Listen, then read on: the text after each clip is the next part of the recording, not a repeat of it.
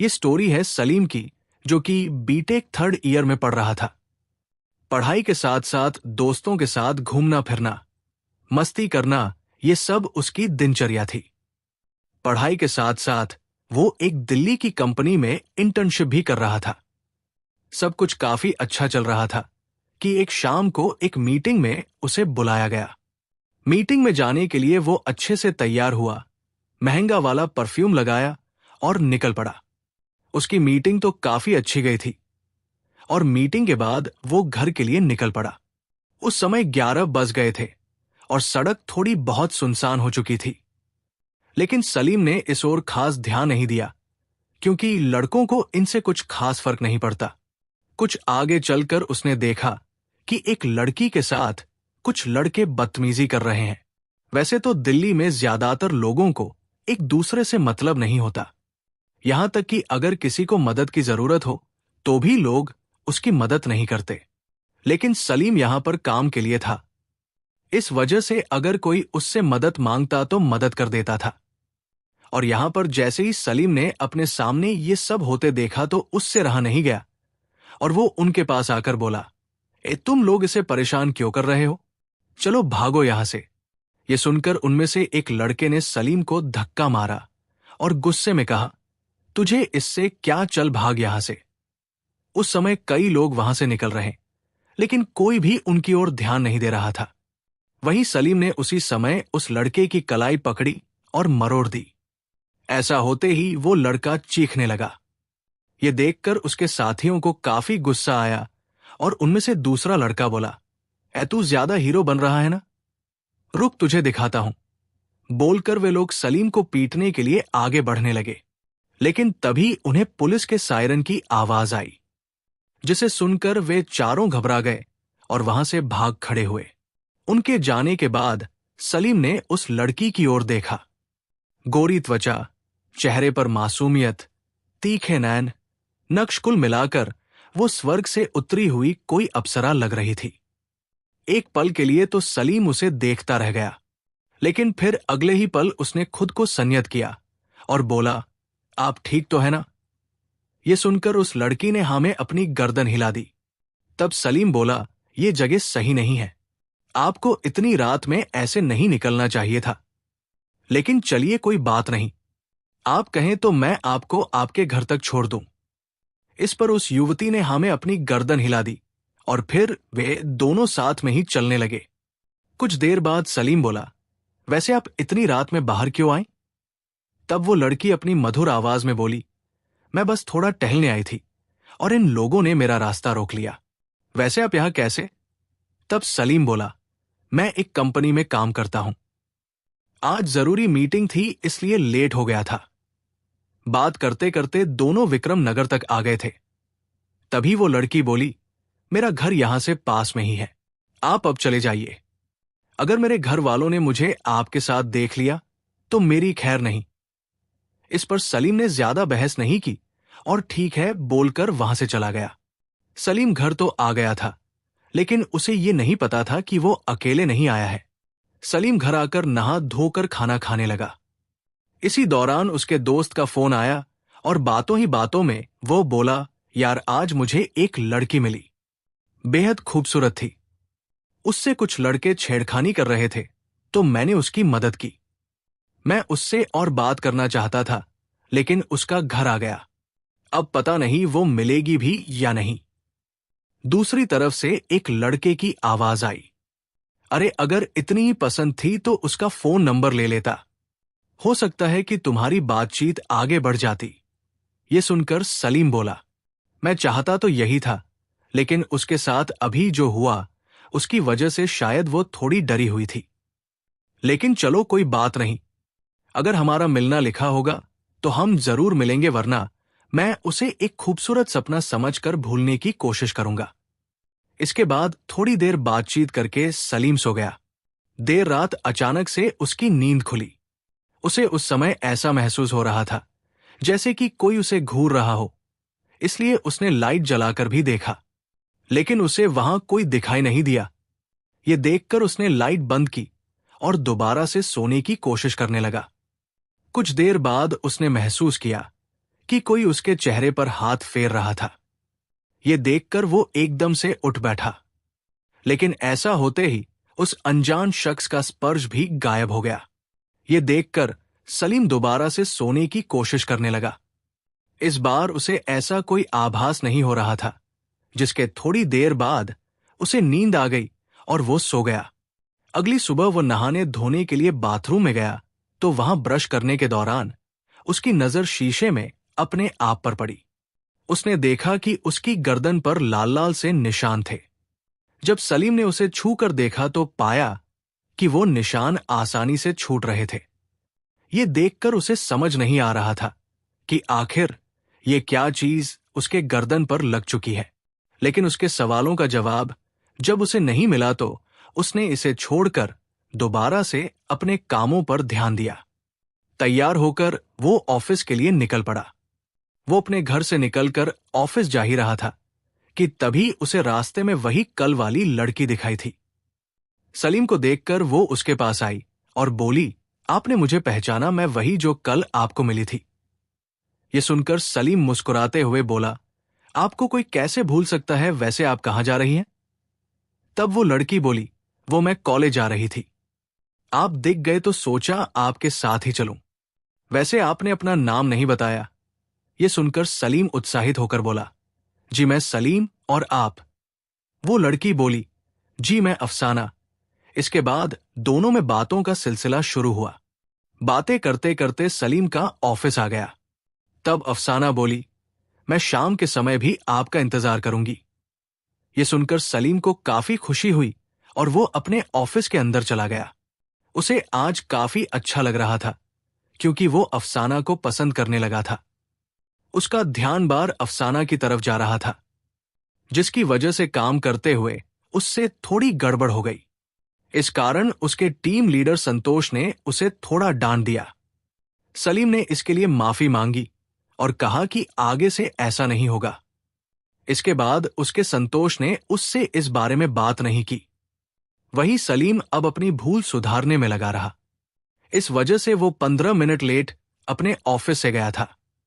इस दौरान अफसाना बाहर खड़े होकर ही उसका इंतजार कर रही थी।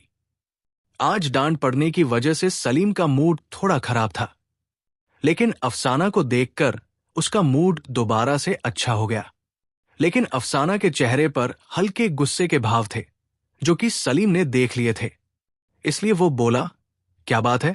आप बड़ी गुस्से में लग रही है। क्या आपके टीचर ने आपको डांट दिया? इस पर अफसाना बोली, हां, ऐसा ही कुछ समझ लीजिए। माना कि गलती हुई थी, लेकिन इस वजह से डांटना तो सही नहीं था ना। यह सुनकर सलीम बोला, देखिए, जो हो गया उसे बदला नहीं जा सकता, लेकिन हम कोशिश कर सकते हैं कि दोबारा से ऐसा ना हो। इस पर अफसाना बोली, हाँ, मैं भी कोशिश करूंगी कि दोबारा से ऐसा ना हो। वैसे आपका दिन कैसा रहा? इस पर सलीम बोला, सब अच्छा गया। काम में थोड़ी गड़बड़ हुई जिसकी वजह से छुट्टी भी थोड़ी लेट हुई, लेकिन कोई बात नहीं। मेरा मन पहले थोड़ा दुखी हुआ था, लेकिन अब ठीक है। इसके बाद अफसाना कुछ ना बोली और फिर विक्रम नगर तक आकर अफसाना ने उससे कहा कि अब वो घर चला जाए। इसके बाद सलीम वहां से वापस अपने घर आ गया। वही अफसाना वहां से सीधे कहीं और जाने के लिए निकल पड़ी। उसी शाम सलीम का वो टीम लीडर संतोष, जिसने उसे डांटा था, बार में बैठकर शराब पी रहा था। इसी दौरान एक खूबसूरत लड़की उसके पास आई। उसे देखकर उसकी आंखों में चमक आ गई। वही उस लड़की ने भी उसके साथ बातचीत करनी शुरू कर दी। थोड़ी देर बातचीत करने के बाद वो लड़की उसे अपने साथ चलने के लिए कहने लगी। उसे भला इससे क्या आपत्ति होती, इसलिए वो भी इसके लिए मान गया और उस लड़की के साथ बाहर आ गया। उसने अपनी गाड़ी में लड़की को बिठाया और उसे लेकर ले जाने लगा। इसी दौरान उसके घर से उसकी बीवी का फोन आया, जिस पर उसने कह दिया कि आज काम ज्यादा है, इसलिए वो कल ही घर आएगा। वो आदमी अक्सर इस तरह करता था, जिसकी वजह से उसकी बीवी ने उससे ज्यादा कुछ नहीं पूछा और फोन रख दिया। इसके बाद उसने उस लड़की के आगे अपना बखान करना शुरू कर दिया। बातें करते करते जब उसने अपने बगल में बैठी उस लड़की की तरफ देखा तो उसने पाया कि वो लड़की वहां नहीं थी। ये देखकर वो काफी ज्यादा घबरा गया।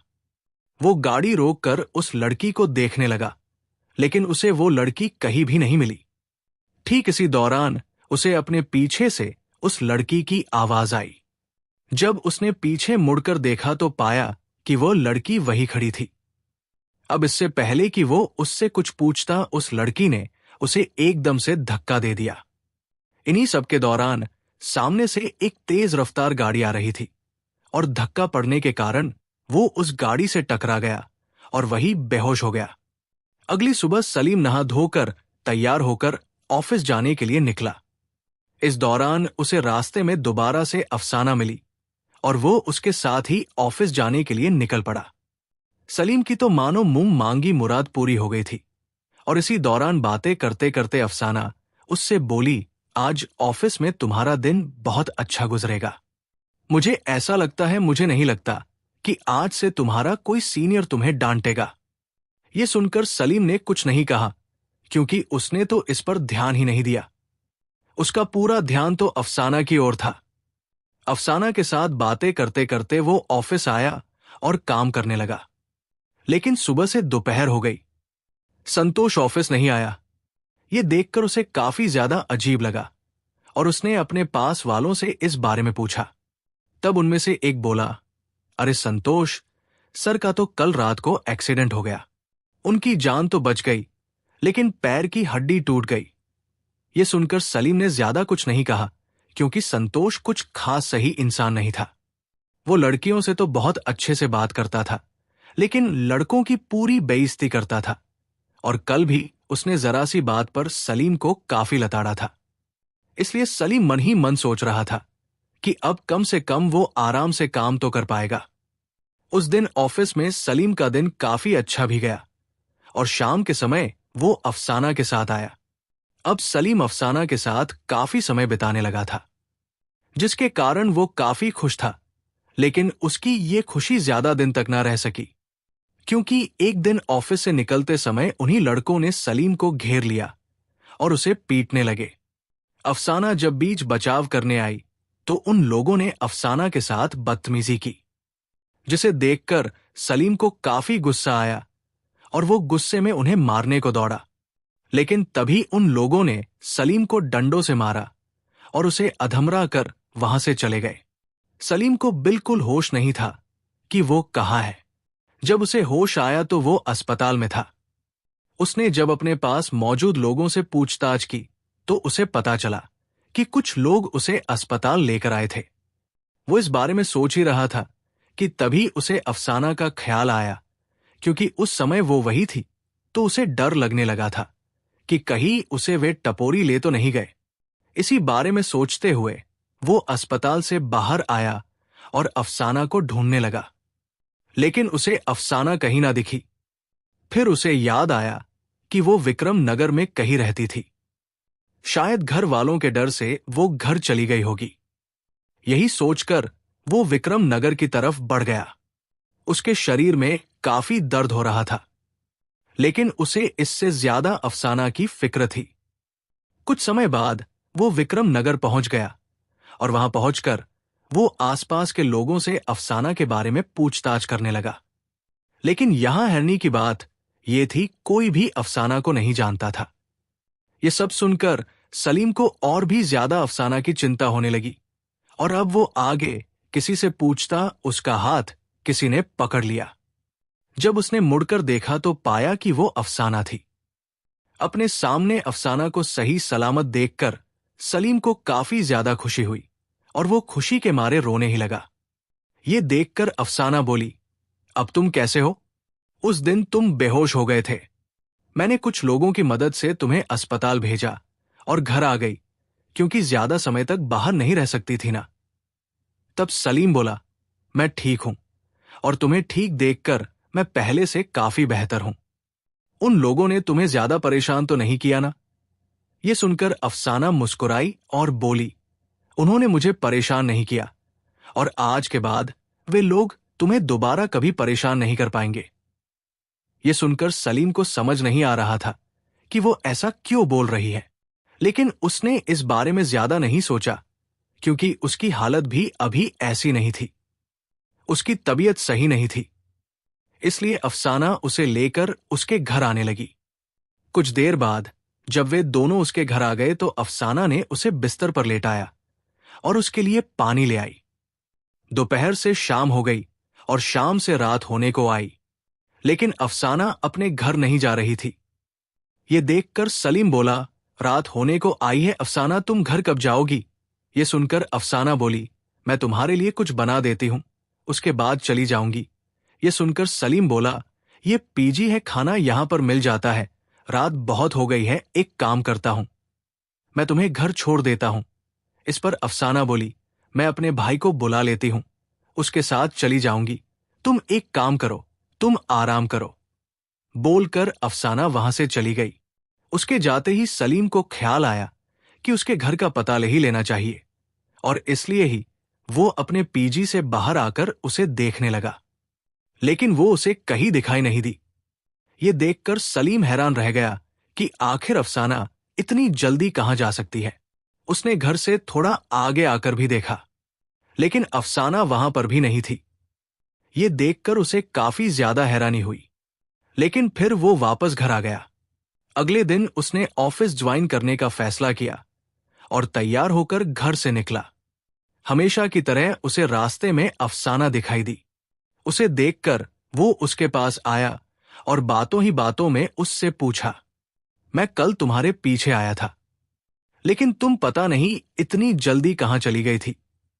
ये सुनकर अफसाना बोली, मैंने तुम्हें बताया था ना कि मेरा भाई आ रहा है, मैं उसी के साथ चली गई थी।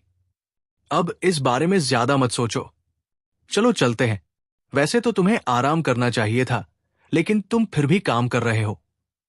ये सुनकर सलीम बोला, हाँ, क्योंकि मैं नहीं चाहता कि मेरी तनख्वाह कटे। वैसे ही मैं इंटर्नशिप पर हूं तो ज्यादा सैलरी नहीं मिलती। एक बार यहां इंटर्नशिप पूरी हो जाए उसके बाद मैं किसी अच्छी जगह लग जाऊंगा, जहां मुझे बीमारी में ऑफिस जाने की नीड नहीं होगी।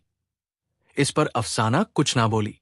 कुछ ही देर में जब सलीम का ऑफिस आ गया तो सलीम अपनी सीट पर जाकर बैठकर काम करने लगा। वो वहां काम कर ही रहा था कि तभी उसका सीनियर उसके पास आया और बोला, तुम्हारी तबीयत सही नहीं लग रही है, इसलिए एक काम करो, तुम छुट्टी ले लो। चिंता मत करो, तुम्हारी तनख्वाह नहीं कटेगी। ये सुनकर सलीम को काफी ज्यादा हैरानी हुई, क्योंकि इन लोगों को छुट्टी के नाम पर रोना आता था और आज ये लोग सामने से छुट्टी दे रहे हैं। लेकिन अब ये लोग सामने से बोल रहे थे, इसलिए सलीम ने भी ज्यादा बहस नहीं की और चुपचाप अपना बैग लेकर बाहर आ गया।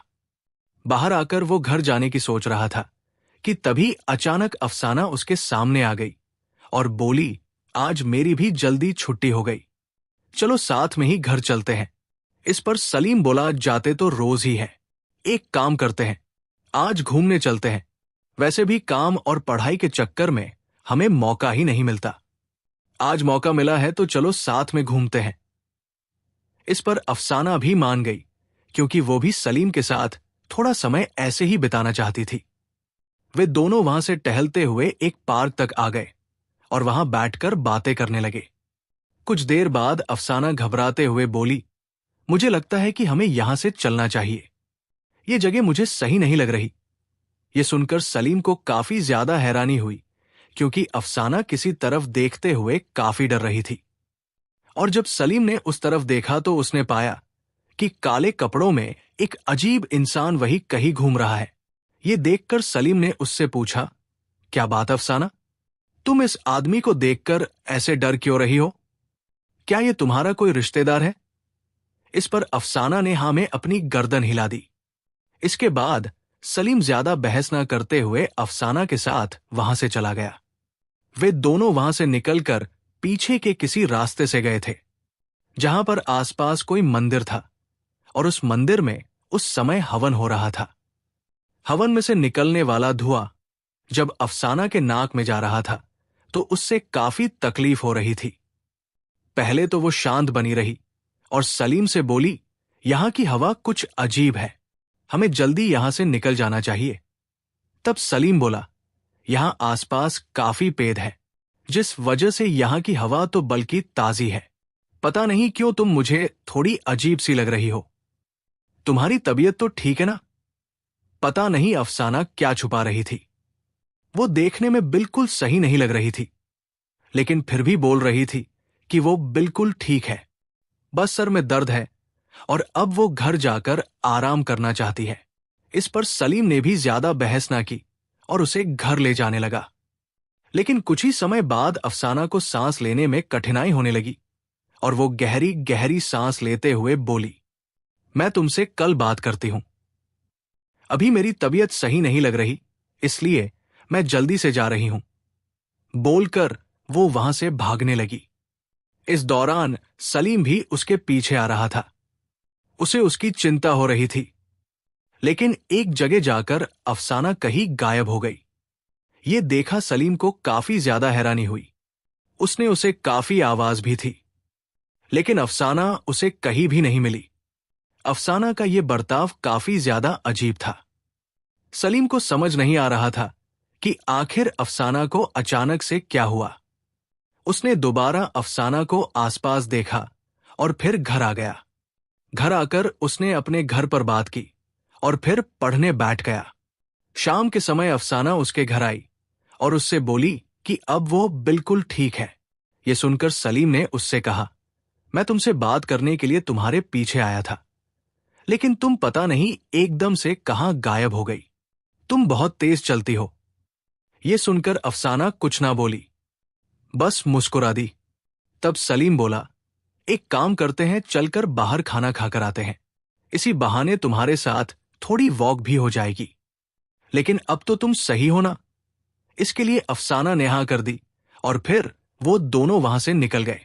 वे दोनों किसी अच्छे रेस्टोरेंट में खाना खाने जा ही रहे थे कि तभी अचानक कुछ लड़के उनके पास आए और उनमें से एक बोला, यही वो लड़का है जिसके साथ मारपीट हुई थी। ये सुनकर दूसरा लड़का बोला, तो तू ही है वो जिसने मेरे भाई को पागल किया है। ये सुनकर सलीम काफी ज्यादा हैरान रह गया, लेकिन फिर उसने ध्यान से देखा कि वो पहले वाला जो लड़का था, उसकी शक्ल जानी पहचानी थी। उसने जब अपने दिमाग पर जोर दिया तो उसने पाया कि ये वही लड़का है जिसके साथ उसकी ममारी हुई थी। ये देखकर सलीम बोला, मैंने तुम लोगों को हाथ भी नहीं लगाया, बल्कि तुम लोग ही बार बार मुझसे पंगे लेने के लिए आ रहे थे और मेरी वजह से तुम्हारा साथी पागल कैसे हो गया। मैंने तो कुछ किया ही नहीं, बल्कि मैं तो खुद अस्पताल में था।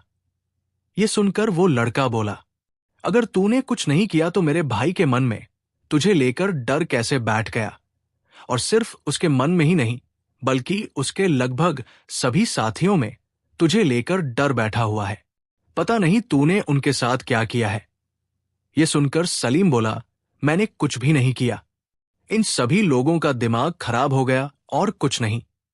एक तो राह चलती लड़कियों को छेड़ते हैं ऊपर से, अगर कोई उन्हें बचाने के लिए आए तो उनके साथ मारपीट करते हैं। मुझे तो लगता है कि ये किसी लड़की से मार खाए हैं और ताकि बेइज्जती ना हो इसीलिए मेरा नाम लगा दिया। तुम लोग अभी के अभी निकलो यहां से, वरना मैं पुलिस में तुम लोगों को लेकर कंप्लेंट करूंगा। ये सुनकर वो लड़का बोला, ये तो पता चल ही जाएगा कि किसने क्या किया है और मैं किसी से भी डरता नहीं हूं, समझे। अगर मेरे भाई को कुछ हुआ तो मैं तुझे छोड़ूंगा नहीं और ना ही इस लड़की को। बोलकर वो लोग वहां से चले गए। उनके जाने के बाद सलीम बोला, अफसाना, ये सब मुझे कुछ सही नहीं लग रहा। क्या तुमने या तुम्हारे भाइयों ने इसके साथ कुछ किया है? इस पर अफसाना बोली, मुझे नहीं पता ये लोग क्या बोल रहे हैं, लेकिन उनके साथ जो हुआ अच्छा ही हुआ। इनको इनके किए की सजा मिल गई। इस पर सलीम ने कुछ कहा तो नहीं, लेकिन अब उसे काफी अजीब लग रहा था, क्योंकि जो भी उसे परेशान कर रहा था वो लोग बुरी तरह से परेशान हो रहे थे। क्या ये दोबारा होगा? यही सब सोचकर सलीम ने मन ही मन कुछ सोचा। अगले दिन वो लेट ऑफिस गया और अपने सीनियर से भी थोड़ी बहस कर ली। इस वजह से उसे थोड़ी डांट भी पड़ी, लेकिन सलीम का इरादा कुछ अलग था। वो ये देखना चाहता था कि क्या यहां पर भी इसके सीनियर के साथ कुछ होगा। अगले दिन जब वो ऑफिस गया तो उसका सीनियर ऑफिस में नहीं था। ये देखकर उसको समझ आ गया था कि उसके साथ भी जरूर कुछ हो गया है। इस बारे में उसने अपने साथी से पूछा। तब उसने कहा, सर का तो सुबह नहाते वक्त पैर फिसल गया, जिसकी वजह से उन्हें चोट आ गई है और वह भी अस्पताल में है। यह सुनकर सलीम को पता चल चुका था कि वो जो कोई भी है, वो सलीम को परेशान करने वाले को छोड़ेगा नहीं। उसे मन ही मन अच्छा भी लग रहा था कि चलो कोई तो है जो उसकी इतनी फिक्र करता है। लेकिन अब वो उस शख्स से मिलना चाहता था। आज ऑफिस से आते समय वो काफी खुश लग रहा था। उसे इस तरह से देखकर अफसाना ने उससे पूछा कि क्या बात है, वो काफी खुश नजर आ रहा है। तब सलीम बोला, तुम मानोगी नहीं अफसाना, लेकिन कोई तो है जो हमेशा मेरे लिए खड़ा रहता है। अगर कोई मुझे कुछ कह भी देता है तो फिर उसे उसका फल मिलता है। यह सुनकर अफसाना बोली, तुम इससे खुश तो हो ना? सलीम बोला, बहुत ज्यादा। बचपन से मुझे यही लगता था कि मुझे अपने लिए खुद ही लड़ना पड़ेगा, लेकिन अब यह अच्छा है कि मेरे लिए भी कोई है। चाहे मैं सही हूं या गलत, वो मेरे साथ ही खड़ा रहेगा हमेशा। लेकिन मैं जानना चाहता हूं कि वो आखिर है कौन? यह सुनकर अफसाना बोली, अगर तुम्हें इस बारे में पता चल भी जाता है तो भी तुम करोगे क्या? और वैसे कोई भी इंसान किसी दूसरे के लिए इतना कुछ ऐसे ही नहीं करता। तुम समझ रहे हो ना? मतलब उसके दिल में उस शख्स के लिए जरूर कुछ होगा। यह सुनकर सलीम बोला, हां, मैं समझ रहा हूं। और अगर ऐसा है तो मैं भी उससे हमेशा इतना ही प्यार करूंगा। मैं उसके साथ अपना प्यारा सा एक संसार बसाऊंगा जिसमें मैं और वही होंगे, और इसी के साथ ही उसका साथ पाकर मैं इस दुनिया में वह मुकाम हासिल करूंगा जो मैं करना चाहता हूं। यह सुनकर अफसाना के चेहरे पर एक मुस्कान आ गई। उसे देखकर ऐसा लगा था मानो उसकी कोई इच्छा पूरी हो गई हो। वो कुछ देर तो खामोश रही और फिर बोली, जो कुछ भी तुम्हारे साथ हो रहा है, जो भी तुम्हारे लिए कुछ कर रहा है, वो मुझे किसी इंसान के काम तो नहीं लग रहा है, तो क्या तुम फिर भी उसके साथ रहोगे? तब सलीम बोला, बिल्कुल, जब वो ये दीवार तोड़ सकती है तो मैं क्यों नहीं? ये सुनकर अफसाना खुशी से फूली ना समाई और फिर बोली, सलीम, मैं तुमसे कुछ कहना चाहती हूं। मैं ही वो जो तुम्हारे लिए ये सब कर रही हूं। यह सुनकर सलीम कुछ समय तक खामोश रहा और फिर बोला, यह कैसे पॉसिबल है? तुम तो एक इंसान हो और यह सब किसी इंसान का काम नहीं लगता। तब अफसाना बोली, मैं इंसान नहीं बल्कि जिन्नी हूं। मुझे तुमसे पहली मुलाकात में प्यार हो गया था और तुम्हारे साथ समय बिताने के लिए ही मैं इस तरह से तुमसे मिल रही थी। लेकिन अब मुझे अपनी सच्चाई छुपाने की जरूरत नहीं है। क्या तुम मुझे अब भी अपनाओगे? यह सुनकर सलीम ने अफसाना का हाथ पकड़ा और उसे चूम लिया और कहा, पसंद तो तुम भी मुझे आ गई थी पहली नजर में, बस बोलने से डरता था। लेकिन अब सब ठीक है। इसके बाद सलीम और अफसाना साथ में रहने लगे। अफसाना को अब सलीम के अलावा कोई नहीं देख पा रहा था, जिसकी वजह से वे दोनों आराम से रह रहे थे। उन दोनों के बीच सब कुछ काफी सही चल रहा था। इसी दौरान एक दिन उसके ऑफिस में कुछ लोगों को काम के लिए प्रमोशन मिलने वाली थी और इसमें सलीम का भी नाम था। वैसे तो सलीम इंटर्न था, लेकिन उसके काम को देखते हुए उसे ये मौका मिला था और सलीम ये प्रमोशन चाहता था क्योंकि ये सैलरी काफी अच्छी दे रहे थे और प्रमोशन होने के बाद उसे दूसरी कंपनी में काम के लिए धक्के भी नहीं खाने पड़ेंगे, और इसके लिए वो अब किसी भी हद तक जाने को तैयार था। उसके पास अफसाना थी जो उससे बहुत प्यार करती थी और अब वो उसकी मदद से ये प्रमोशन लेना चाहता था। यही सोचकर उसने अफसाना से कहा, अफसाना, तुम मुझसे कितना प्यार करते हो? यह सुनकर अफसाना बोली, यह भी कोई पूछने की बात है। मैं तुमसे बहुत प्यार करती हूं और मेरे रहते कोई भी तुम्हें हाथ भी नहीं लगा सकता।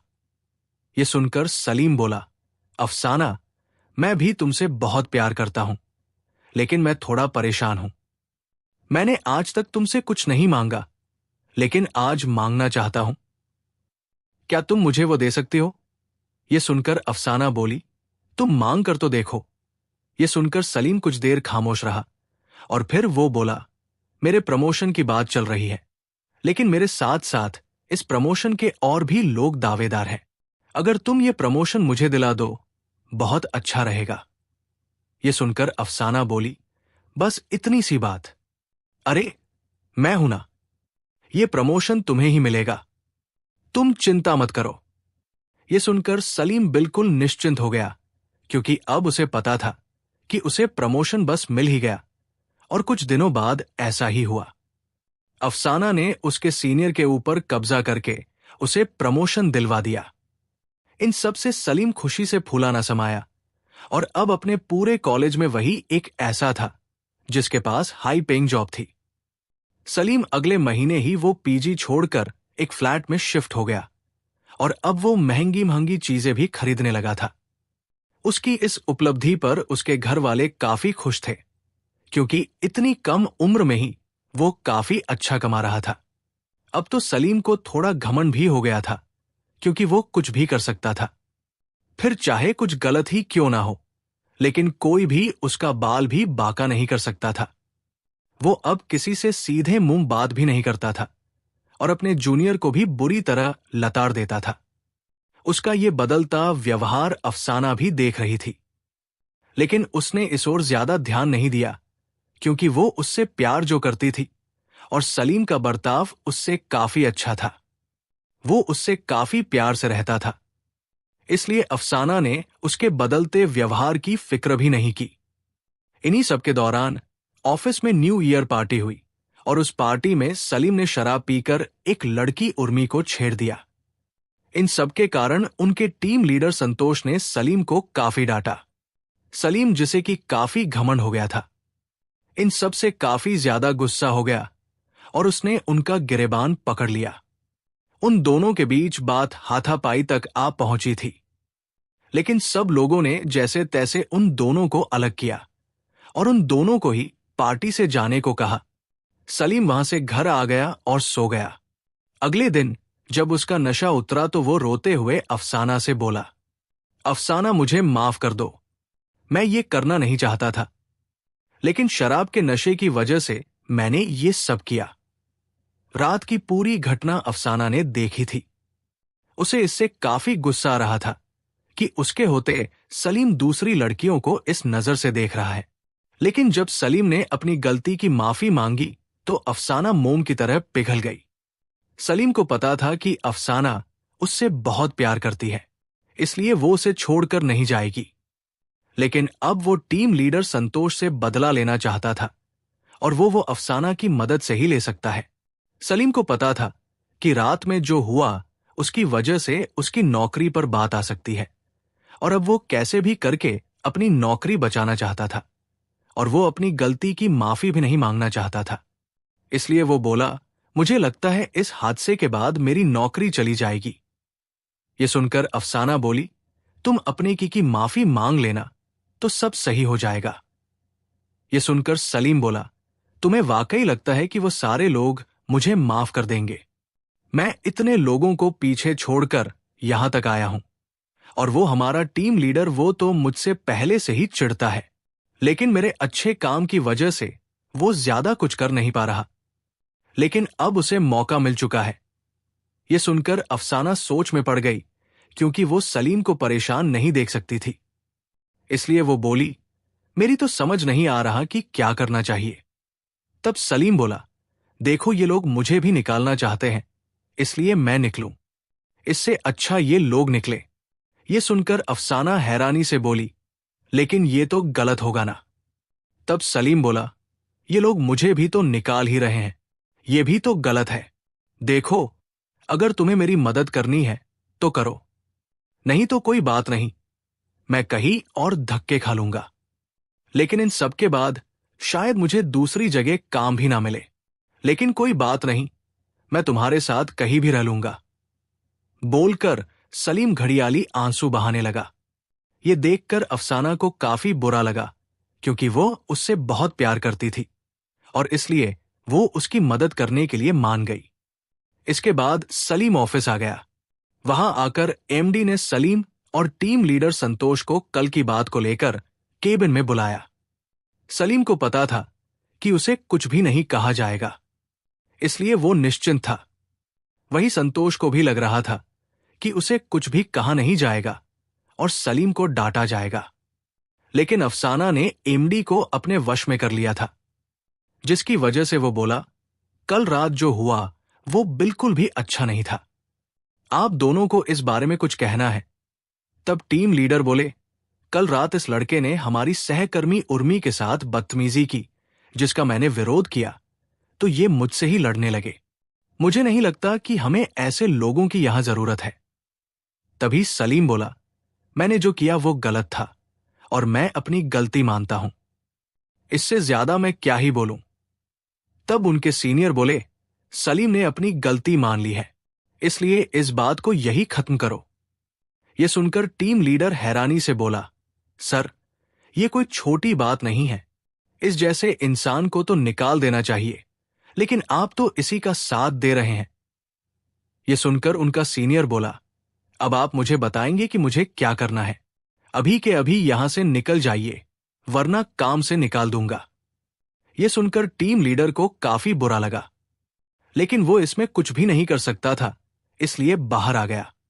वो ऐसे लोगों के बीच काम नहीं करना चाहता था, इसलिए उसने सोच लिया कि वो काम छोड़ देगा। उसने नोटिस पीरियड दे दिया और कहीं और जॉब देखने लगा। इसी दौरान जब उस लड़की उर्मी को इस बारे में पता चला तो उसने भी जॉब छोड़ दी, क्योंकि उसे उसका आत्मसम्मान जो बचाए रखना था। इन सब के बाद सलीम की इज्जत वहां काफी कम रह गई थी, लेकिन सलीम को इससे कोई फर्क नहीं पड़ रहा था। अब क्योंकि टीम लीडर वहां से जाने वाला था, इसलिए उसकी जगह सलीम आना चाहता था, लेकिन वो ऐसे ही नहीं आ सकता था। इसलिए उसने अफसाना से इस बारे में बात की। अफसाना ने उसे समझाया कि वो मेहनत से ये मुकाम हासिल करे, लेकिन ये सुनकर सलीम नाराज हो गया और मजबूरन अफसाना को उसकी बात माननी पड़ी।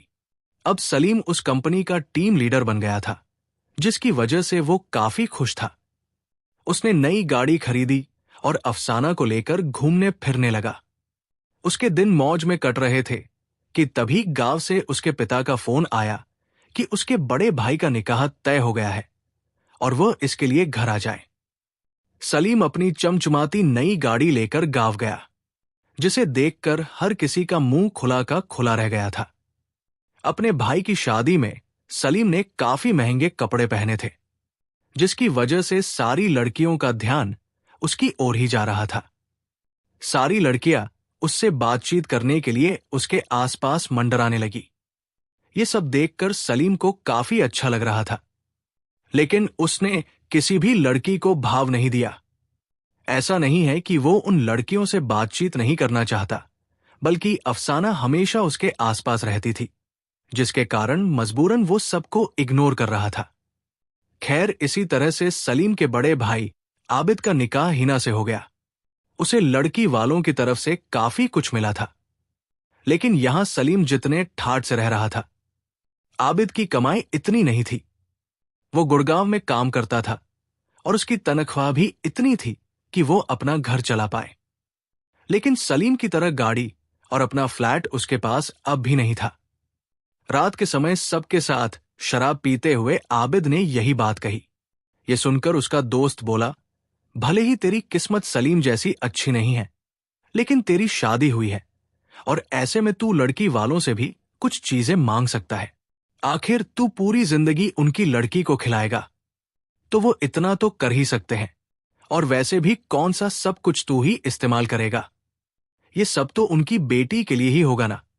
आबिद को भी ये बात जच गई और उसने उसी रात अपनी पत्नी हिना से इस बारे में बात की। वो बोला, मैं भले ही अच्छा कमा रहा हूं, लेकिन अभी इतनी सुविधाएं खरीदी नहीं है, और सामने से भी इसलिए नहीं मांगा क्योंकि मुझे लगा कि तुम्हारे बालिद दे ही देंगे, लेकिन उन्होंने तो कुछ दिया ही नहीं, इसलिए मुझे खुद ही बोलना पड़ रहा है।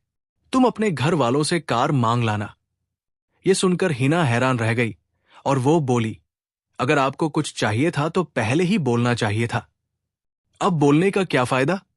आपको मेरे घर वालों के हालात पता है, फिर भी आप कार मांग रहे हैं। वे पहले ही कर्जे में हैं और मैं अब उनके ऊपर और कर्जा नहीं डालने वाली। ये सुनकर आबिद को काफी गुस्सा आया और उसने शादी की पहली रात को ही हिना के साथ मारपीट शुरू कर दी।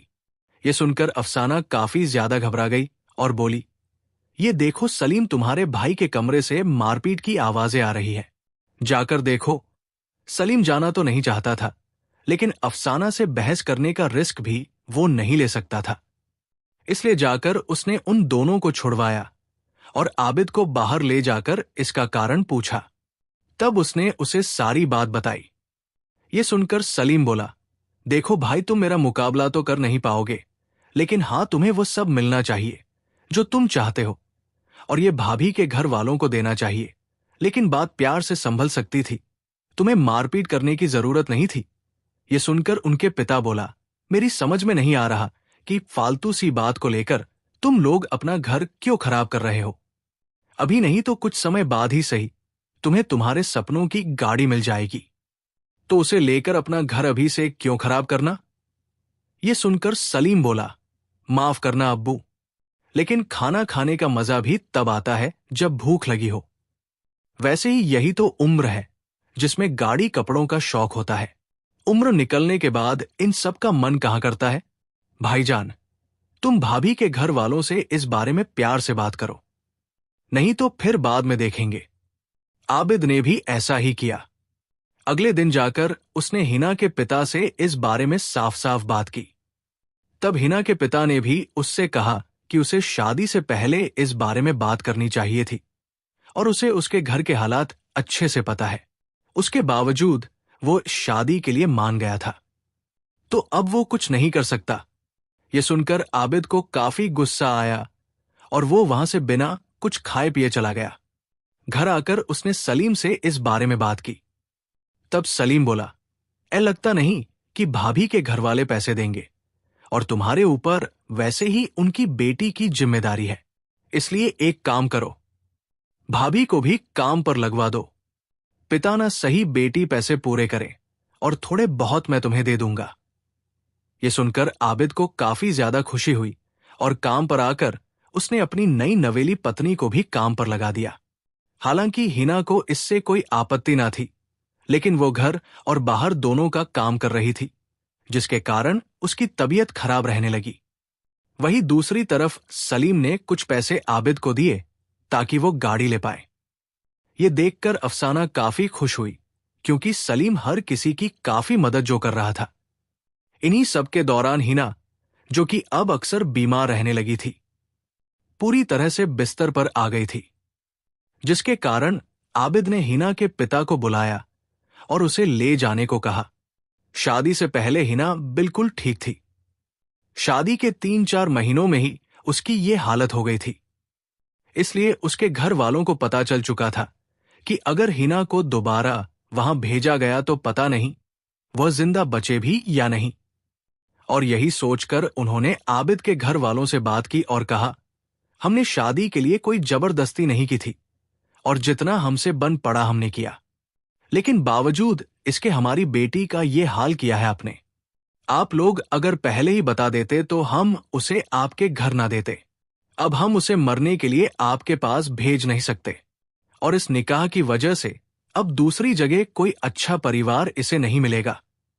इसलिए इसे या तो खुद से हर जाना दो, नहीं तो हम पुलिस में जाएंगे। बात अब काफी ज्यादा बिगड़ चुकी थी, जिसे देखकर सलीम के पिता घबरा चुके थे। उन्होंने भी काफी गरीबी देखी है, और उनके दोनों बेटे तो अभी कमाने लगे हैं, तो उनके पास भी ज्यादा पैसा नहीं था, और अगर वे इन्हें अपनी जमा पूंजी दे भी देते तो अपनी बेटियों की शादी कैसे करवाते। यही सोचकर उन्होंने सोचा कि बात जैसे तैसे संभल जाए तो अच्छा है। इसलिए उन्होंने इस बारे में आबिद से बात की और कहा, तुम्हारी वजह से हमारा पूरा परिवार बर्बाद हो जाएगा, इसलिए अपनी गलती को सुधारो और अपनी पत्नी को सम्मान के साथ वापस लेकर आओ। ये सुनकर आबिद बोला, आपने बिना पूछे मेरी शादी उससे करवा दी, और मैं ज्यादा कुछ तो नहीं मांग रहा, गाड़ी ही तो मांग रहा हूं। अगर वो नहीं देंगे तो हम दोनों मिलकर ही कमाएंगे, इसमें भी उन्हें आपत्ति है। तब उसके पिता बोले, तुम जब अकेले वहां रहते थे तो तुम बाहर खाना खाते थे, और तुम्हारे कपड़े भी लुडरी में धुलते थे, इसलिए तुम्हें कभी कोई खास तकलीफ नहीं हुई। लेकिन तुम्हारी पत्नी के आने के बाद ये सारे काम तुम्हारी पत्नी कर रही है। इसी के साथ ही वो बाहर काम भी कर रही है। किसी भी इंसान के लिए ये सब करना मुश्किल है, इसलिए या तो उसे घर के काम करवाओ, या तो बाहर के, या फिर खुद भी उसकी मदद करो। तब आबिद बोला, ये औरतों वाले काम मैं क्यों करूंगा? और वो अकेली ऐसी औरत है क्या जो घर बाहर दोनों का कर रही है? देखिए, जो करना है करो, लेकिन मैं आपकी बात नहीं सुनने वाला। बोलकर आबिद ने फोन रख दिया। आबिद के पिता ने बात को संभालने की काफी कोशिश की, लेकिन कोई फायदा नहीं हुआ और हिना के पिता ने पुलिस में कंप्लेंट कर दी। इस वजह से सलीम के घर वाले काफी परेशान थे और इसलिए सलीम ने अफसाना की मदद लेने की सोची। उसने जब अफसाना से इस बारे में बात की तो वो बोली, देखो सलीम, इन सब में तुम्हारे भाई की गलती है। अगर वो अपनी पत्नी को सम्मान पूर्वक ले आए तो ऐसा कुछ नहीं होगा।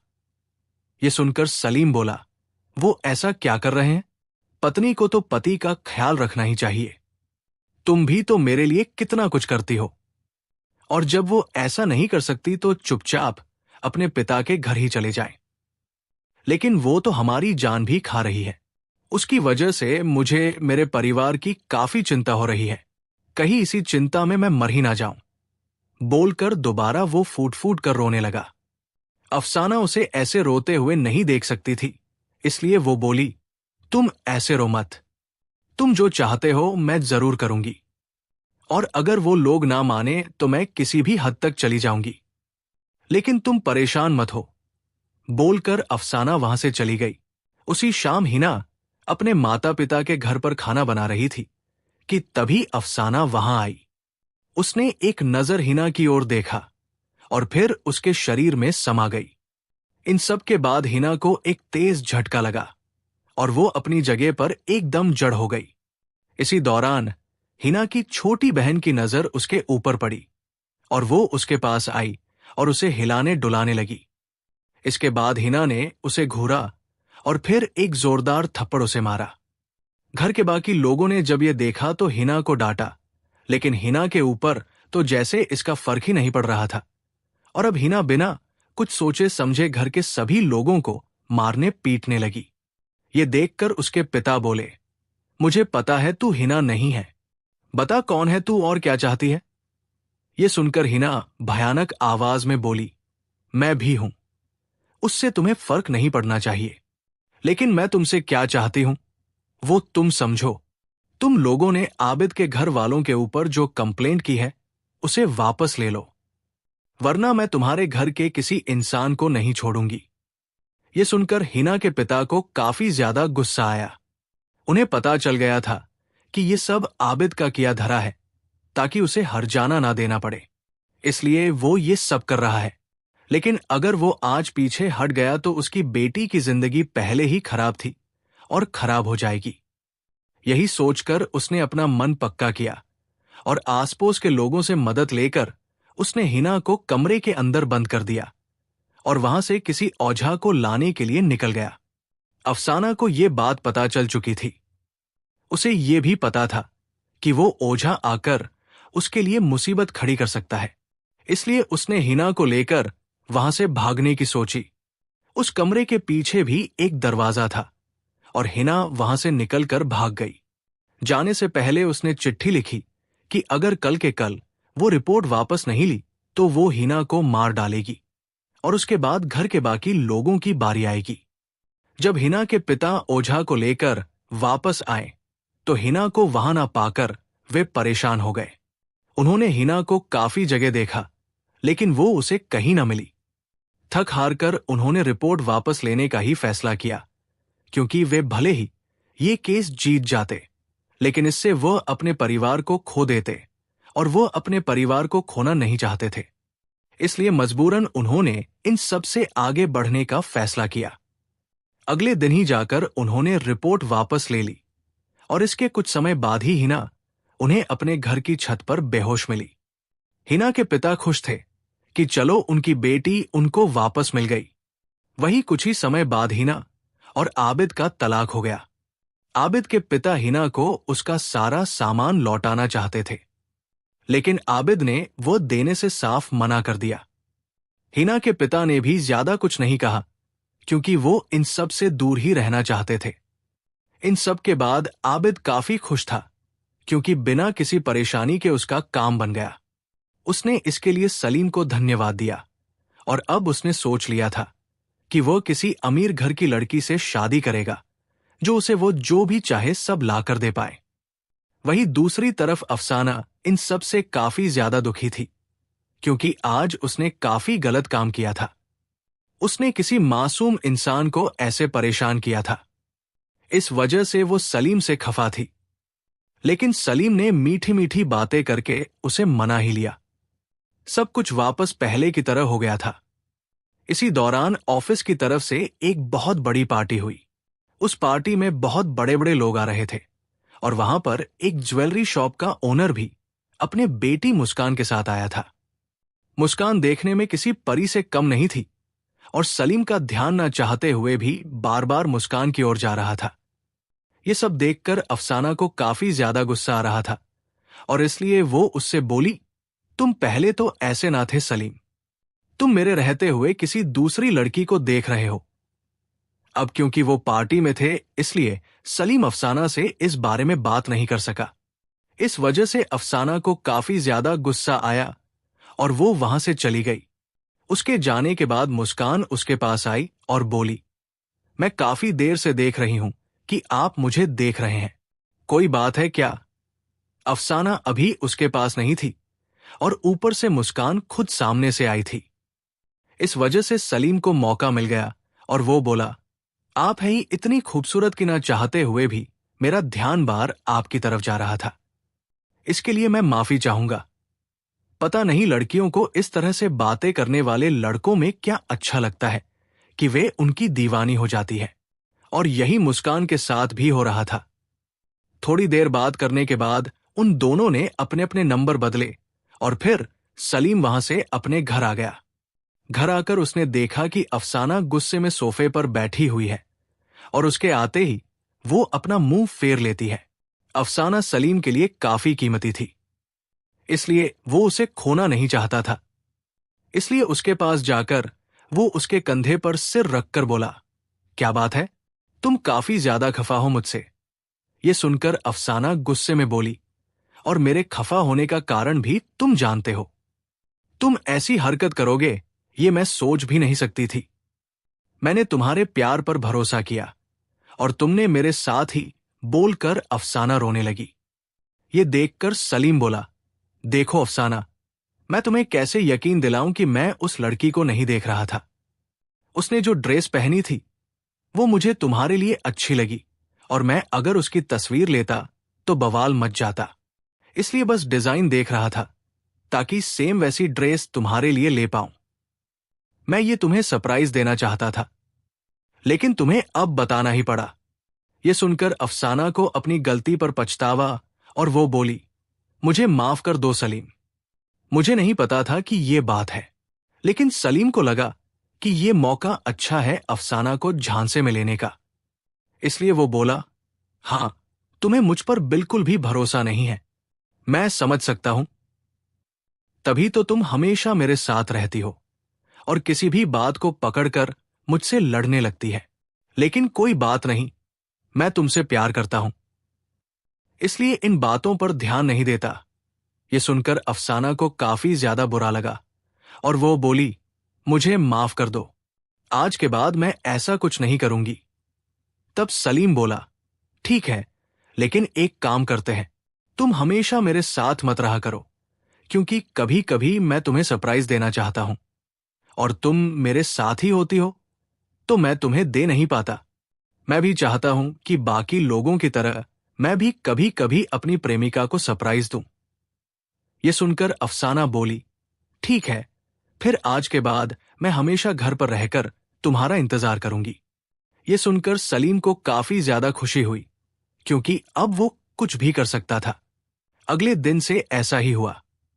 वो अकेले ही ऑफिस जाता था और वहां पर ऑफिस टाइम में मुस्कान से बात करने लगा और आते समय अफसाना के लिए कुछ ना कुछ ले जाता। समय गुजरने लगा और अब मुस्कान और सलीम बाहर भी मिलने लगे।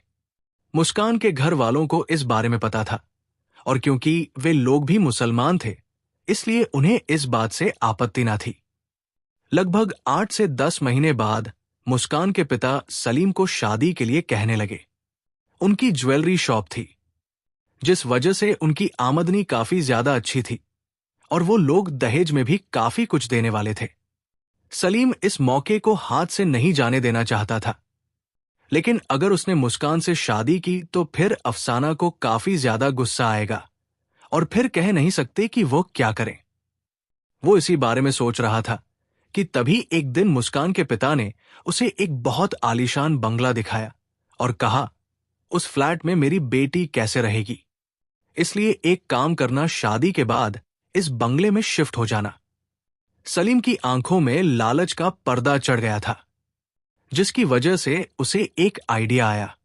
वो एक शाम ऑफिस से आते समय अफसाना के लिए एक ड्रेस ले आया और बोला, मुझे ऑफिस ट्रिप के लिए थोड़ा देश से बाहर जाना पड़ेगा, इसलिए कुछ समय के लिए तुम्हें यही अकेले रहना पड़ेगा। ये सुनकर अफसाना बोली, लेकिन मैं यहां तुम्हारे बिना क्या करूंगी, मैं भी चलती हूं। तब सलीम बोला, मैं वहां काम से जा रहा हूं जाने मन, और मेरा काफी लोगों में उठना बैठना होगा, जिसकी वजह से हो सकता है कि तुम्हें थोड़ी तकलीफ हो, क्योंकि वहां तो औरत आदमी सब होते हैं। मैं नहीं चाहता इस वजह से तुम्हारा मेरा झगड़ा हो, इसलिए तुम घर पर ही रहो।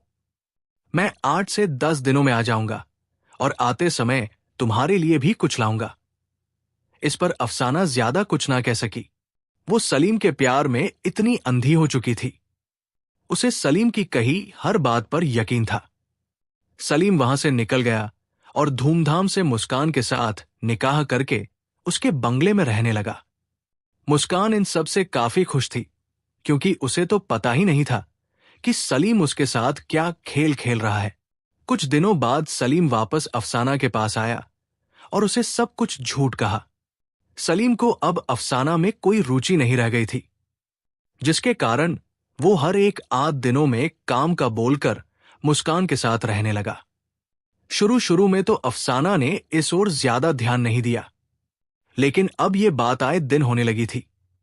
अफसाना जब उससे इस बारे में बात करती तो सलीम रोने लगता और बोलता, पहले तो तुम ऐसे नहीं थी, अब तुम बदल गई हो, तुम मुझ पर काफी शक करती हो। अगर ऐसा ही है तो तुम मुझे छोड़कर क्यों नहीं चली जाती? अगर तुम्हें मुझ पर भरोसा ही नहीं है तो। इसके आगे अफसाना कुछ ना बोल पाती, लेकिन अब उसने इन सब का पता लगाने की सोच ली थी। वो सलीम के ऑफिस पहुंची, लेकिन इस दौरान उसने अपनी शक्तियों से खुद को छिपा लिया था, जिससे सलीम उसे देख नहीं पा रहा था। छुट्टी होने के बाद सलीम ऑफिस से निकलकर बाहर गया, लेकिन वो अफसाना के पास ना जाकर कहीं और जा रहा था। ये देखकर अफसाना को काफी ज्यादा हैरानी हुई और वो फिर भी बिना कुछ बोले उसके साथ साथ जाने लगी। थोड़ी देर बाद उसने देखा कि सलीम बंगले के सामने आकर रुक चुका है।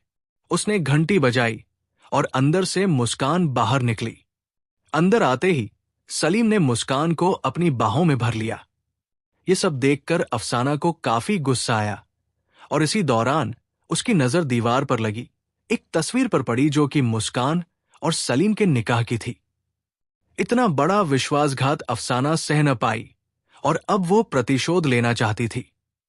उसने सलीम से कभी हद से ज्यादा प्यार किया था और आज उसका प्यार नफरत में बदलकर भयानक रूप लेने वाला था। उसी शाम मुस्कान और सलीम खाना खाने के लिए बाहर जा रहे थे। वे दोनों तैयार होकर घर से निकले। खाना खाने के बाद मुस्कान बाथरूम गई। वहां जाकर वो आईने में देखकर अपना मेकअप सही कर ही रही थी कि तभी अचानक आईने में एक भयानक चेहरा उभरने लगा।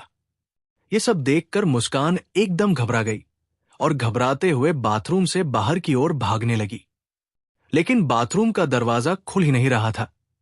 अब उसे उस बाथरूम में हर तरफ वही भयानक चेहरा दिखने लगा था, जिसकी वजह से वो डर के मारे चीखने लगी। उसके चीखने की आवाज बाहर भी जा रही थी, जिस वजह से लोगों का ध्यान इस तरफ गया। लोगों ने मिलकर जैसे तैसे वह दरवाजा खोला और मुस्कान को बाहर निकाला, लेकिन तब तक मुस्कान बेहोश हो चुकी थी। उन लोगों ने सलीम को बुलाया। मुस्कान को ऐसे देखकर वो काफी ज्यादा घबरा गया और उसे लेकर डॉक्टर के पास गया। डॉक्टर ने जब मुस्कान का चेकअप किया तो पाया कि वो बिल्कुल ठीक थी। उन्होंने मुस्कान को एक इंजेक्शन लगाया। इसके कुछ देर बाद मुस्कान को होश आ गया। होश में आते ही मुस्कान को बाथरूम में हुई सारी बातें याद आई और वो जोर जोर से रोने लगी। उसे इस तरह से देखकर सलीम ने उसे संभाला और उसके रोने का कारण पूछा। तब मुस्कान ने उसे रोते हुए सारी बात बता दी। ये सुनकर वो डॉक्टर बोला, कभी कभी नींद पूरी ना होने की वजह से या ज्यादा स्ट्रेस लेने की वजह से भी इस तरह की दिक्कत हो जाती है। घबराने की बात नहीं है। आज रात अच्छे से आराम कीजिए तो सब सही हो जाएगा। इसके बाद वो दोनों वापस घर आ गए, लेकिन मुस्कान इसी बात पर अड़ी रही कि उसने बाथरूम में जो देखा था वो उसके मन का वहम नहीं था और वह ये सब दोबारा फेस नहीं करना चाहती, इसलिए कुछ करे। ये सुनने के बाद सलीम को समझ आ चुका था कि मुस्कान को जिसने परेशान किया है वो कोई प्रेत होगा। यही सोचकर उसने किसी ओझा से इस बारे में बात की। उस ओझा ने मुस्कान की बाधा उतारी और उसे एक ताबीज पहनने के लिए दिया। उस ओझा को यह नहीं पता था कि यह किसी प्रेत का नहीं बल्कि एक जिन्न का काम है और इसी वजह से अफसाना को इससे कोई खास परेशानी नहीं हुई। इन सब के कुछ दिन बाद जब मुस्कान और सलीम रात को सो रहे थे, तब अचानक किसी के फुसफुसाने की आवाज से मुस्कान की नींद खुली। उसने जब अपनी आंखें खोलकर देखा तो उसने पाया कि उसके पास में ही वो भयानक महिला लेटी हुई है। ये देखकर मुस्कान डर के मारे उठ बैठी और चीखने लगी। ऐसा होते ही वो औरत भी उठ बैठी और अपनी भयानक आवाज में कुछ बोलने लगी। मुस्कान को उससे काफी ज्यादा डर लग रहा था, इसलिए उसने अपने पास में रखा फूलदान उठाया और उस औरत के सर पर दे मारा। ऐसा होते ही वो भयानक औरत सलीम में बदल गई।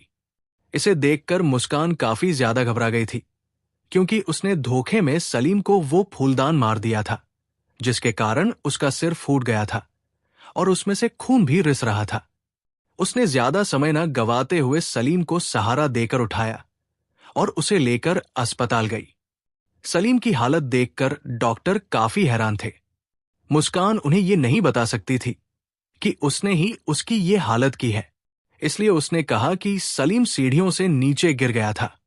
सलीम की जान तो बच गई, लेकिन अब वो काफी ज्यादा गुस्से में था।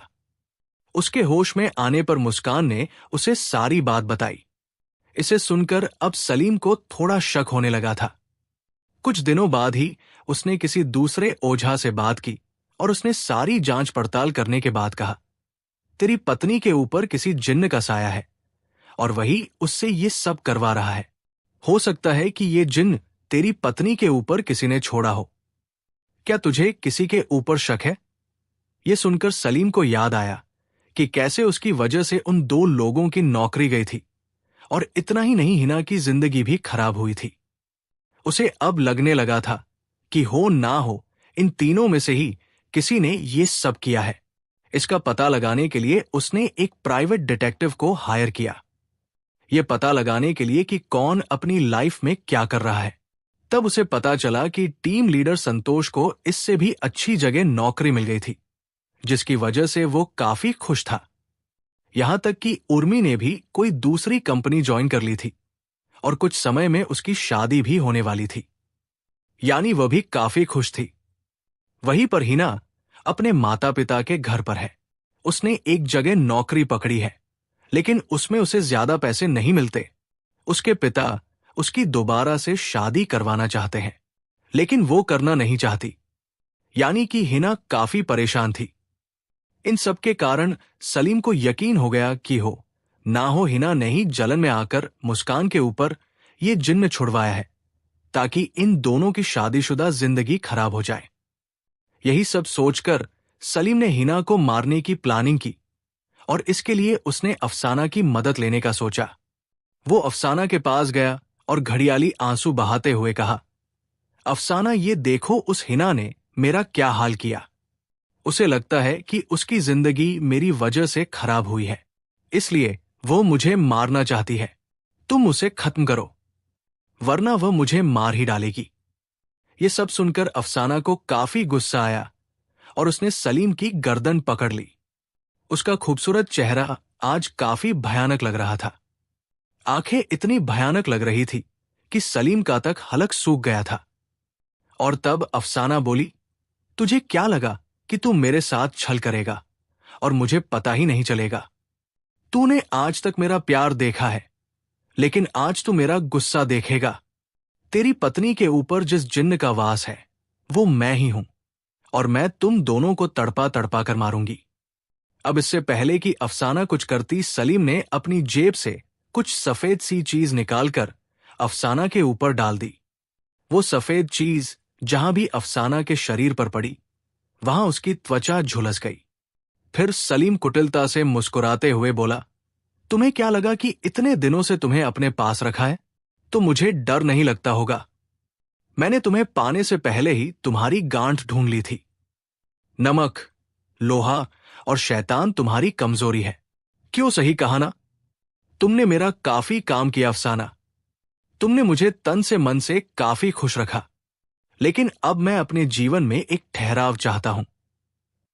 किस्मत से मेरी शादी काफी रईस लड़की से हो चुकी है, जिससे मैं अब अपनी गरीबी से निकल सकता हूं। वैसे तो मुझे अब तुम्हारी जरूरत नहीं, लेकिन तुम चाहो तो मेरे साथ रह सकती हो। यह सुनकर अफसाना को काफी गुस्सा आया और वो उसे दोबारा मारने दौड़ी, लेकिन तभी सलीम ने दोबारा से उसके ऊपर वो सफेद पाउडर यानी कि नमक डाल दिया। अफसाना बुरी तरह से झुलस गई थी। ये देखकर सलीम बोला, तुम शक्तिशाली हो अफसाना, लेकिन मेरा कुछ भी बिगाड़ नहीं सकती, इसलिए बेहतर होगा कि मेरे रास्ते में ना आओ। बोलकर सलीम वहां से चला गया, लेकिन अफसाना के मन में काफी कुछ चल रहा था। अफसाना वहां से निकलकर उसके घर आई, लेकिन इस बार वो उस घर के अंदर जा ही नहीं पा रही थी। ये देखकर अफसाना को काफी गुस्सा आया। वो कुछ भी करके सलीम से बदला लेना चाहती थी, इसलिए वो वहां से सलीम के गांव गई और उसकी मां को अपने वश में करके उसके पिता का सिर फोड़ दिया। जब सलीम को इस बारे में पता चला तो वो गांव आया। वो काफी ज्यादा गुस्से में था। हालांकि उसके पिता की जान बच गई थी, लेकिन जब तक अफसाना वहां थी ये सब दोबारा हो सकता था। इसलिए उसने कई ओझाओं से मिलकर इसका हल निकाला। बदले की आग में अंधी हो चुकी अफसाना को पता ही नहीं था कि सलीम उसके साथ क्या करने वाला था। सलीम जब अपने घर पहुंचा तो उसे वहां अपनी मां कहीं भी दिखाई ना दी। उसने उसे काफी जगह ढूंढा, लेकिन वो उसे कहीं ना मिली। वहीं इसी दौरान उसकी बहन बोली, भाईजान, अम्मी घर पर नहीं है। वो तो अब्बू पर हमला करने के बाद से गायब है। पता नहीं वो कहां पर होंगी। बोलकर वो रोने लगी। ये सुनकर सलीम घर से बाहर आया और अपनी मां को ढूंढने लगा। उसकी मां के शरीर पर अफसाना का कब्जा था और अफसाना एक जिन्नी थी।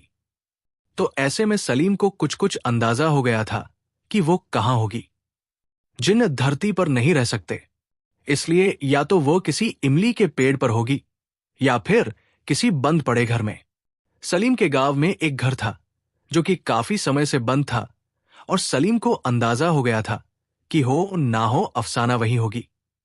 सलीम जब उस बंद पड़े घर के अंदर गया तो उसे वहां कोई नहीं मिला, लेकिन फिर अगले ही पल उसे अफसाना की आवाज आई, तो तुम आ ही गए, लेकिन मैं तुम्हें इतनी आसानी से नहीं छोड़ूंगी। मेरा भरोसा तोड़ने की सजा मैं तुम्हारे साथ साथ तुम्हारे परिवार को भी दूंगी। ये सुनकर जब सलीम ने आवाज की दिशा में देखा तो पाया कि उसकी मां किसी छिपकली की तरह दीवार से चिपकी हुई थी और भयानक ढंग से मुंह फाड़े उसे ही देख रही थी। ये देखकर कुछ समय के लिए तो सलीम भी डर गया, लेकिन फिर अगले ही पल उसने अपने आप को मजबूत किया। इसी के साथ ही उसकी मां ऊपर से सीधे उसके ऊपर आ गई। इस दौरान सलीम एकदम शांत बना हुआ था। अब इससे पहले कि अफसाना उसे कोई नुकसान पहुंचाती, सलीम ने दोबारा से अपनी मां के ऊपर नमक फेंक दिया। ऐसा होते ही उसकी मां जोर से चीखी और इसी के साथ ही अफसाना उनके शरीर से बाहर आ गई। इन सब से अफसाना को काफी गुस्सा आया और वो बोली, मैं तुझे इतनी आसानी से नहीं छोड़ूंगी, अगर तू नहीं तो तेरी मां ही सही। बोलकर अफसाना ने उसकी मां को गर्दन से पकड़कर हवा में उठा लिया, लेकिन अब इससे पहले कि वो उनकी जान लेती, सलीम कोई मंत्र बोलने लगा। उन मंत्रों का असर ऐसा था कि अफसाना को काफी तकलीफ हो रही थी। उसने उसकी मां को छोड़ दिया और अपने कान पर हाथ रख लिया। लेकिन सलीम यही ना रुका। उसने मंत्र बोलते हुए अफसाना के ऊपर नमक डालना भी शुरू कर दिया। इसके कारण अफसाना रोने लगी और रोते हुए उसे छोड़ने के लिए बोलने लगी। लेकिन सलीम यहां नहीं रुका। कुछ ही देर में अफसाना बेहद कमजोर हो गई थी। ये देखकर सलीम ने अपने पास से एक आईना निकाला और कहा, अगर तुम बचना चाहती हो तो अभी के अभी इस आईने के अंदर जाओ। अफसाना जानती थी कि अगर वो उस आईने में गई तो जब तक वो आईना टूट नहीं जाता तब तक उसमें कैद रहेगी। इसलिए वो उस आईने में नहीं गई। ये देखकर सलीम को काफी गुस्सा आया और उसने दोबारा से मंत्र बोलते हुए अफसाना के ऊपर नमक डालना शुरू कर दिया। अफसाना बेहद कमजोर हो चुकी थी। उसका पूरा शरीर झुलस चुका था। इसलिए अब ना चाहते हुए भी उसे उसकी बात मानकर उस आईने के अंदर जाना पड़ा। इसी के साथ ही अफसाना उस आईने में कैद हो गई। वही सलीम अपनी जिंदगी अच्छे से जीने लगा। उसके पास किसी भी चीज की अब कोई कमी नहीं थी और इसी वजह से उसने अपनी बहनों की शादी बहुत अच्छे घरानों में कराई। लेकिन अब क्योंकि अफसाना से डरने की उसे कोई जरूरत नहीं थी, इसलिए वो पहले से ज्यादा बिगड़ गया था और लड़कियों को तो वो अपने आगे कुछ भी नहीं समझता था। अब क्या होगा आगे? क्या अफसाना उस कैद से आजाद होकर अपना बदला ले पाएगी? ये जानेंगे हम अगले भाग में। हालांकि देखिए, अफसाना ने उसका बहुत अच्छा साथ निभाया, वरना अगर कोई जिनजादी बहुत ज्यादा भयानक गुस्से में होती है तो वो बहुत बुरा भी कर सकती है। लेकिन वो उसके प्रेम में पागल हो चुकी थी। देखो, उसके अंदर भी कुछ भावनाएं होती हैं और उन्हीं भावनाओं को पूरी करने के लिए वो इंसानों के पास आई थी। लेकिन जैसे कि इंसान की हमेशा से फितरत रहती आई है कि वो हमेशा स्वार्थी होता है, जैसा कि यहां पर सलीम को देखा जा सकता है। और दूसरी बात कि उसकी लाइफ में इतना सब कुछ अफसाना से मिलने के बावजूद भी वो दूसरी लड़कियों की तरफ आकर्षित हो रहा है और जब उनसे मन भर जाएगा तो फिर किसी तीसरी लड़की की तरफ उसका मन डोलेगा और इस तरह इसका लालच बढ़ता ही जा रहा है। तो यहां पर सलीम को देखा जाए तो एक्चुअल में सजा मिलना बहुत ही जरूरी है। तो चलिए इंतजार करते हैं अगले भाग का।